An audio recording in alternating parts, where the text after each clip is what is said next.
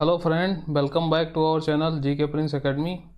तो इस चैनल पे बायोलॉजी का हम लोगों ने डिस्कशन करना शुरू किया था, उसी का ये नेक्स्ट पार्ट है। अगर आप लोग इस चैनल पे नए हैं तो इस चैनल को सब्सक्राइब करिए और शेयर करिए ताकि ज़्यादा से ज़्यादा से लोगों को फ़ायदा हो सके। चलिए हम सेशन को स्टार्ट करते हैं।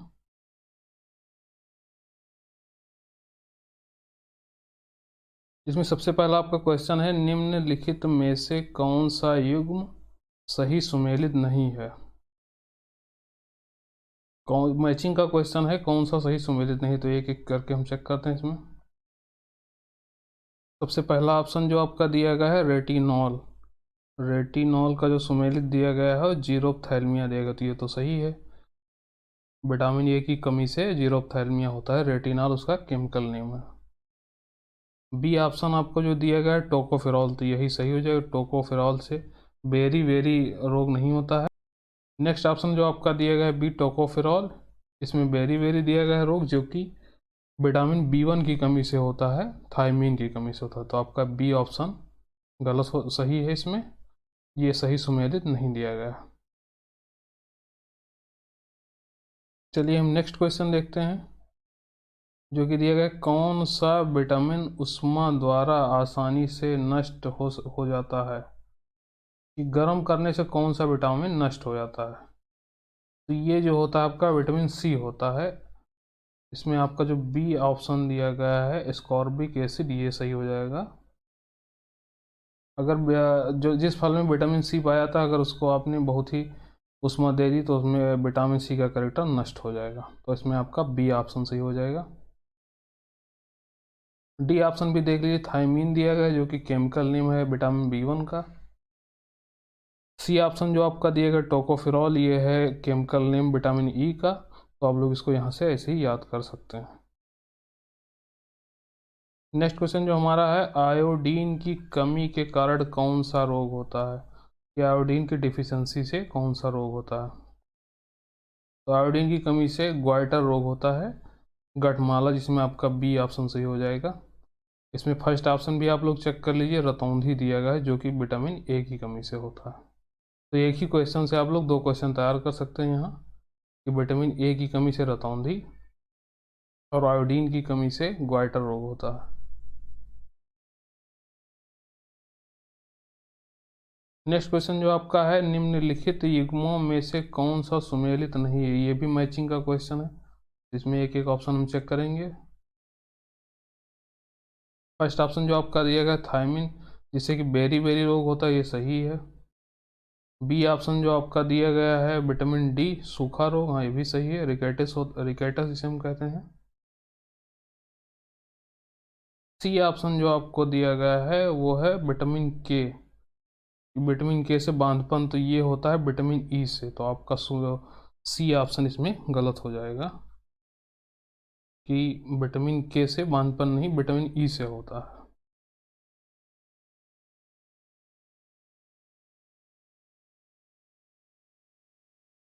नेक्स्ट क्वेश्चन जो है, निम्न में से कौन सा सही सुमेलित नहीं है। ये भी मैचिंग का क्वेश्चन है, तो इसमें चलो एक एक क्वेश्चन हम मैच कराते हैं। फर्स्ट ऑप्शन दिया गया है विटामिन सी, तो विटामिन सी का केमिकल नेम एस्कॉर्बिक अम्ल होता है, तो ये तो सही है। बी ऑप्शन जो आपका दिया गया है विटामिन B1, तो विटामिन B1 का केमिकल नेम थायमिन होता है, ये भी सही है। सी ऑप्शन जो आपका दिया गया है विटामिन डी, तो विटामिन डी, और ऑप्शन में दिया गया है रेटिनॉल, तो रेटिनॉल जो केमिकल नेम होता है विटामिन ए का होता है। तो यही ऑप्शन आपका गलत हो जाएगा, ये आपका गलत सुमेलित है। तो इसमें सी ऑप्शन आपका सही हो जाएगा। चलिए हम अगला क्वेश्चन देखते हैं। विटामिन और रोग के निम्नलिखित युग्मकों में से कौन सा सही सुमेलित है। इसमें पूछा गया है कि कौन सा सही सुमेलित है। बाकी पीछे हम लोगों ने जो क्वेश्चन किया उसमें दिया गया कौन सही सुमेलित नहीं है, लेकिन इसमें सही पूछा गया। तो इसमें जो आपका 1 नंबर दिया गया है विटामिन ये है, जिसे कि रिकेटस दिया गया, तो ये विटामिन ए से नहीं विटामिन डी से होता है, तो ये गलत हो गया। दूसरा जो दिया गया है आपका विटामिन B1, तो विटामिन B1 से बेरी बेरी रोग होता है, ये सही है। सी ऑप्शन जो आपका दिया गया विटामिन सी, इससे स्कर्वी रोग होता है, ये भी सही है। तो नीचे वाला क्वेश्चन देखते हैं, नीचे दिए गए कूट का प्रयोग कर सही उत्तर चुनिए। तो इसमें आपका जो सही हो जाएगा वो बी सही हो जाएगा, क्योंकि दूसरा और तीसरा इसमें सही है।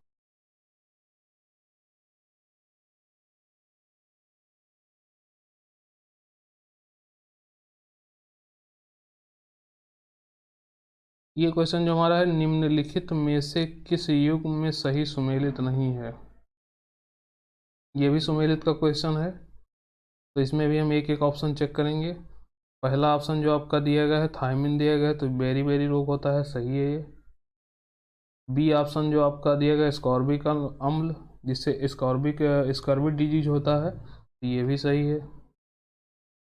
इसमें जो आपका गलत हो जाएगा विटामिन ए से रतौंधी रोग होता है, वर्धता नहीं होती। डी वाला भी आप लोग चेक कर लीजिए, विटामिन के दिया है जो कि रक्त जमने में सहायक होता है, तो ये भी सही है। तो इसमें जो गलत है वो सी वाला ऑप्शन आपका गलत हो जाएगा।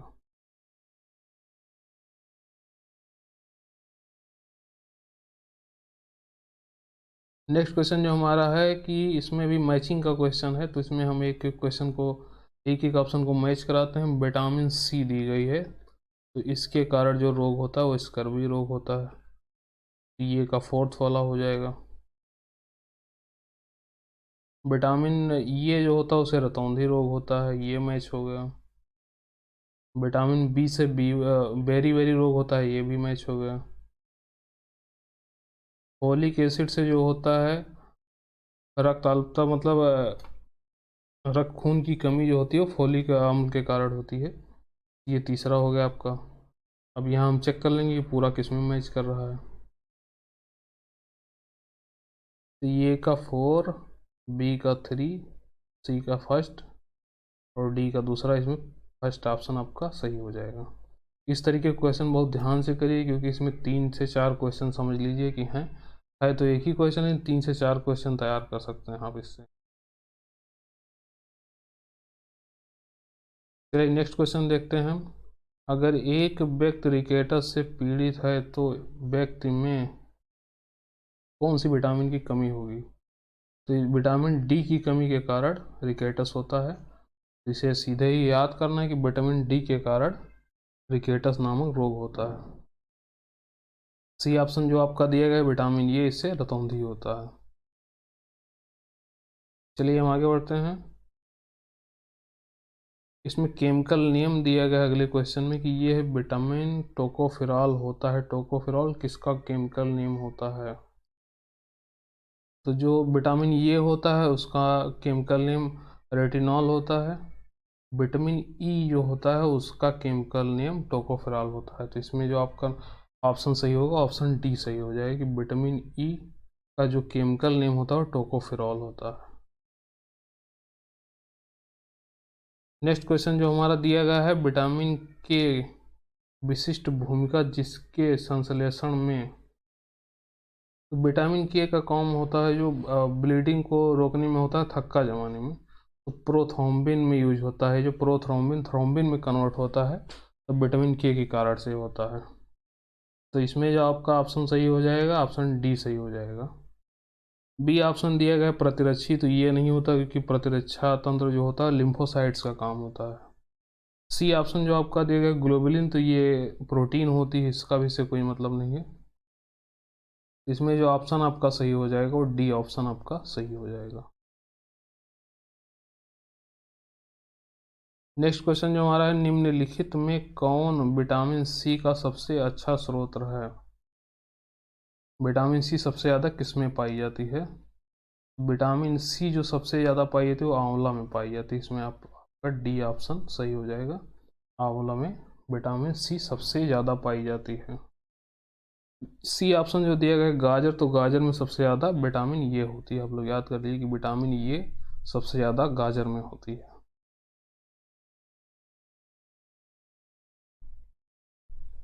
चलिए हम आगे बढ़ते हैं। निम्न में से किसकी कमी से रिकेटस होता है। तो रिकेटस जो हमने पिछले क्वेश्चन में देखा था वो विटामिन डी के कारण रिकेटस होता है। देखिए बार बार क्वेश्चन उसी तरीके से रिपीट हुए हैं अलग अलग एग्जाम्स में, जो कि प्रीवियस ईयर में बहुत ही बार पूछे जा चुके हैं। तो आप लोग इन क्वेश्चनों को बहुत ध्यान से देखिए और करिए। अगला क्वेश्चन जो हमारा है, निम्नलिखित में से कौन सा एक विटामिन ए का प्रचुर स्रोत है। तो इसे तो विटामिन ए सबसे ज़्यादा कैरेट में होती है, गाजर में होती है, लेकिन यहाँ जो आपका ऑप्शन सही होगा वो आम होगा, क्योंकि यहाँ कैरेट दिया नहीं गया है, तो आम होगा। अगर आम और कैरेट दोनों दिए जाएँ, गाजर दोनों दिए, तो वहाँ आप गाजर लगाइए, क्योंकि उसमें सबसे ज़्यादा होती है, उसके बाद ये आता है, तो यहाँ आपका डी ऑप्शन सही हो जाएगा। विटामिन ए आम में होती है। चलिए हम अगला क्वेश्चन देखते हैं। गोल्डन चावल या गोल्डन राइस एक प्रचुरतम स्रोत है। गोल्डन राइस जो होता है उसमें सबसे ज़्यादा विटामिन ए होता है। गोल्डन राइस में सबसे ज़्यादा विटामिन ए होता है। इसे सीधे याद करिए कि गोल्डन राइस में सबसे ज़्यादा क्या पाया जाता है, विटामिन ए पाई जाती है सबसे ज़्यादा गोल्डन राइस में। नेक्स्ट क्वेश्चन जो हमारा है, विटामिन ए की कमी से कौन सा रोग होता है। तो ये मैंने पहले आपको रिवाइज भी कराया, आप एक बार फिर से क्वेश्चन को देख लीजिए। रतौंधी रोग जो होता है वो विटामिन ए की कमी से होता है। और विटामिन ए का प्रचुरतम स्रोत जो होता है वो गाजर होता है, कैरेट होता है। कैरेट में सबसे ज़्यादा विटामिन ए पाई जाती है। और जीरोप्थैल्मिया भी इसी की कमी से होता है। बी ऑप्शन जो आपका दिया गया है बेरी वेरी, ये विटामिन बी1 की कमी से होता है। इसे भी आप लोग यहाँ से रिवाइज कर लीजिए। चलिए हम अगला क्वेश्चन देखते हैं। अगला क्वेश्चन तो आपका दिया गया है, विटामिन बी2 का अन्य नाम है। तो विटामिन बी2 का जो केमिकल नेम होता है वो राइबोफ्लोविन होता है। सी ऑप्शन आपका यहाँ सही हो जाएगा। राइबोफ्लोविन नाम केमिकल नेम विटामिन बी2 का होता है। थायमिन जो होता है विटामिन बी1 का केमिकल नाम है, तो कन्फ्यूजन ना हो इसलिए आप लोग यहीं इस पर लिख लीजिएगा कि थायमिन जो केमिकल नेम होता है विटामिन बी1 का होता है। बाकी आपको जो डी ऑप्शन दिया गया डेक्सट्रोज, तो ये शुगर होती है। चलिए हम आगे बढ़ते हैं। दूध में पाया जाने वाला मुख्य प्रोटीन कौन सा होता है। दूध में कौन सी प्रोटीन पाई जाती है। तो दूध में जो मुख्यतः केसीन प्रोटीन पाई जाती है। नाम है, इसे याद कर लीजिए कि दूध में कौन सी प्रोटीन पाई जाती है। केसीन प्रोटीन सबसे ज़्यादा मिल्क में पाई जाती है।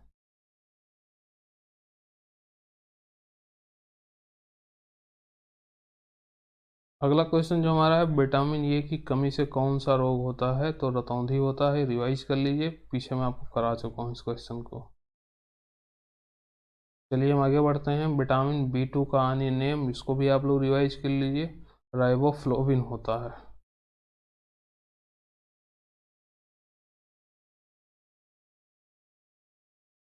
ये बहुत ही इंपॉर्टेंट क्वेश्चन, चलिए देखते हैं। वसा में घुलनशील विटामिन कौन सा नहीं है।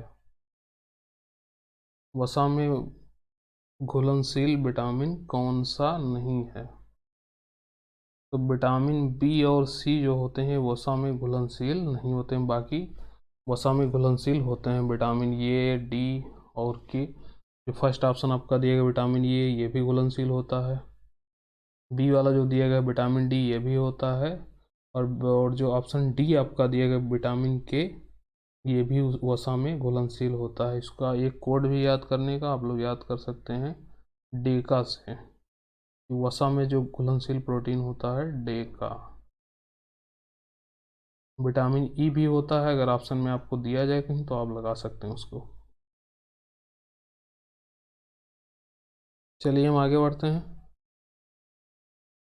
निम्नलिखित में से कौन प्रोटीन का सबसे अच्छा स्रोत है।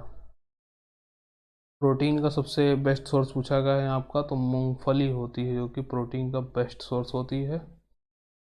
चावल दिया गया है, सेब दिया गया है, तो इस क्वेश्चन में आपका बी ऑप्शन से हो जाएगा कि मूंगफली में सबसे ज़्यादा प्रोटीन पाई जाती है।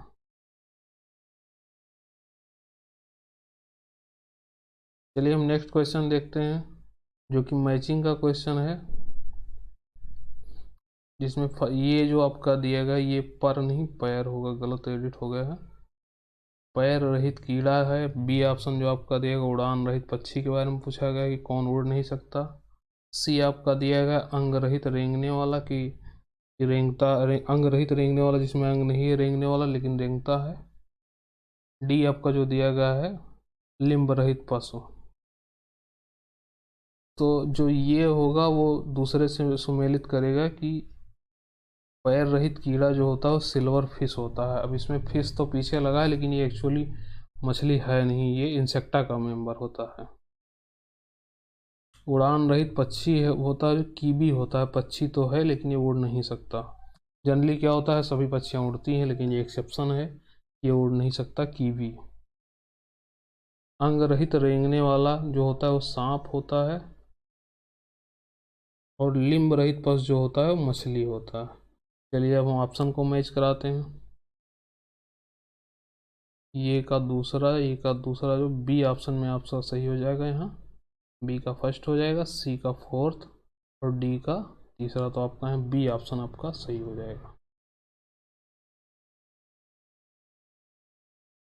चलिए हम अगला क्वेश्चन देखते हैं। निम्नलिखित में से कौन सा पहला सफल क्लोन जंतु था? सबसे पहले जो क्लोन बनाया गया वो भेड़ का बनाया गया, सीप का बनाया गया। इसमें आपका फर्स्ट ऑप्शन सही हो जाएगा कि भेड़ का सबसे पहले क्लोन बनाया गया, सीप का। अगला क्वेश्चन जो हमारा है, मानव सदृश लघुत्तम कप है, मतलब कौन सा सबसे मानव के सबसे करीब कौन कप है? तो ये गिब्बन था जो मानव के सबसे करीब था। तो इसमें आपका फर्स्ट ऑप्शन सही हो जाएगा, गिब्बन जो था मानव के सबसे करीब था। तो इसमें आपका ये ऑप्शन सही हो जाएगा। चलिए हम आगे बढ़ते हैं। निम्न में से कौन सा नियत तापी है, मतलब होम्योथर्मिक प्राणी कौन सा है कि जिसका बॉडी टेम्परेचर चेंज नहीं होता, कांस्टेंट बना रहता है? ये यहाँ जो आपका ऑप्शन होगा वो फर्स्ट हो जाएगा, ब्लू व्हेल। इसके बॉडी का टेम्परेचर कांस्टेंट रहता है, जैसा कि हमारे बॉडी का टेम्परेचर कांस्टेंट रहता है उसी तरीके से इसका भी रहता है। यहाँ आपका फर्स्ट ऑप्शन सही हो जाएगा। अगला क्वेश्चन जो है, निम्नलिखित में से कौन सा नियत तापी प्राणी कौन सा है? अगेन उसी तरीके का क्वेश्चन है कि कौन सा होम्योथर्मिक ऑर्गेनिज्म है, इसके बॉडी का इंटरनल टेम्परेचर कांस्टेंट बना रहता है। तो मैमेलिया के जितने भी मेंबर होते हैं वो होम्योथर्मिक होते हैं। होम्योथर्मिक जो मैमेलिया के मेंबर होते हैं वो होम्योथर्मिक ऑर्गेनिज्म होते हैं। तो यहाँ जो आपका ऑप्शन सही हो जाएगा, सी चमगादड़। तो इस तरीके क्वेश्चन करने का एक ही ट्रिक है कि आप लोग याद कर लीजिए कि मैमल्स और बर्ड्स का बॉडी इंटरनल बॉडी टेम्परेचर हमेशा कांस्टेंट बना रहता है। तो आप लोग क्वेश्चन देखिए तो उसमें मैमेलिया और बर्ड्स के क्वेश्चन को नियत तापी वाले ऑप्शन में सही करिएगा। मैमल्स की पहचान जो होता है कि एक्सटर्नल ईयर और बॉडी हेयर। तो ये मैमल्स की पहचान होती है, बाहर कान होने चाहिए और शरीर पे बाल होने चाहिए, वो मैमल्स होते हैं। और मैमल्स का ही नियत टेम्परेचर कांस्टेंट रहता है उनके इंटरनल बॉडी का। चलिए हम अगला क्वेश्चन देखते हैं। भारत का राष्ट्रीय जलीय जंतु कौन सा है? ये होता है रिवर डॉल्फिन, गंगे डॉल्फिन होती है। बी ऑप्शन यहाँ आपका सही हो जाएगा। ये सीधे याद करने वाला क्वेश्चन है, इसे याद कर लीजिए कि रिवर डॉल्फिन जो होती है भारत का राष्ट्रीय जलीय जंतु है। तो यहाँ आपका बी ऑप्शन सही हो जाएगा। चलिए हम आगे बढ़ते हैं। निम्नलिखित में से कौन सा स्तनधारी जानवर अंडे देता है? स्तनधारी जानवर अंडे देता है। स्तनधारी ज़्यादातर जानवर जो होते हैं वो बच्चे पैदा करते हैं, लेकिन ये एक्सेप्शन होता है प्लेटिपस, इसका पूरा नाम होता है डगबल प्लेटिपस। तो ये स्तनधारी तो है लेकिन अंडे देता है। जनरली होता ये है कि जो स्तनधारी होते हैं वो बच्चे देते हैं, अंडे पैदा नहीं करते, वो बच्चे देते हैं। लेकिन ये डगबल प्लेटिपस है, ये एक्सेप्शन है यहाँ। इसे ऐसे ही याद कर लीजिए कि स्तनधारी है लेकिन अंडे देता है। तो यहाँ जो आपका ऑप्शन होगा और डी ऑप्शन सही हो जाएगा। चलिए हम आगे बढ़ते हैं। निम्नलिखित में से कौन निम्नलिखित में से अंडा देने वाला स्तनपायी कौन सा है? अगेन उसी तरीके का क्वेश्चन है। तो जो एंटीटर होते हैं या कंटीला चींटीखोर, सी ऑप्शन आपका जो है यहाँ एंटीटर जो होता है वो स्तनधारी है लेकिन अंडा देता है, तो ये भी आपका एक्सेप्शन ही है। सी ऑप्शन यहाँ आपका सही हो जाएगा।